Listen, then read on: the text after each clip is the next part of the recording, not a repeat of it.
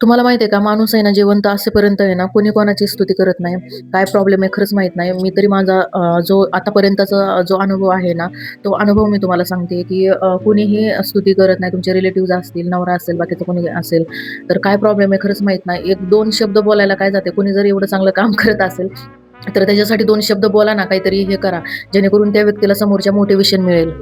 ते तर मला सारखं म्हणत असतात, "तू काही एकटी नाही जगामध्ये, सगळ्याच बायका काम करतात." पण मला तरी असं वाटतं, की म्हणजे माझ्यामध्ये काहीतरी वेगळं आहे. माझे जे काम असतात ते प्रॉपर असतात आणि सगळे जिथल्या तिथं असतात. तेवढं टॅलेंट आहे मला. तर त्याच्यामुळे थोडंसं कुठेतरी गर्व पण आहे मला.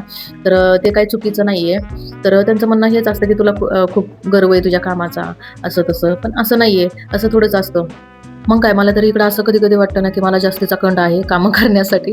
कारण म्हणजे खरंच कधी-कधी आहे ना, खूप हे होतं, इरिटेट होतं, की एवढी सगळी कामं करून, सगळं जिथल्या तिथं करून. आता तुम्ही बघू शकता शेजारचे गावी वगैरे गेलेले आहेत, तर त्यांचं पण झाडून वगैरे घातलेलं आहे. कारण समोर सगळी घाण वगैरे दिसते आणि इथं मुलं वगैरे ह्या पॅसेजमध्ये खेळत असतात. मावशी इकडे रोज येतच असतात, तरी पण आपलं काम आहे, की बाबा निदान एक म्हणजे दारातलं तरी झाडून पुसून करणं आवश्यक आहे. कारण ही पहिली प्रथा आहे. पहिलं उठलं की पहिलं आपलं दार, सडा, रांगोळी वगैरे करणं. पण आता एवढ्या गोष्टी होत नाहीत पॉसिबल. तर निदान एक दारातलं तरी झाडून पुसून आणि स्वच्छ करायला पाहिजे.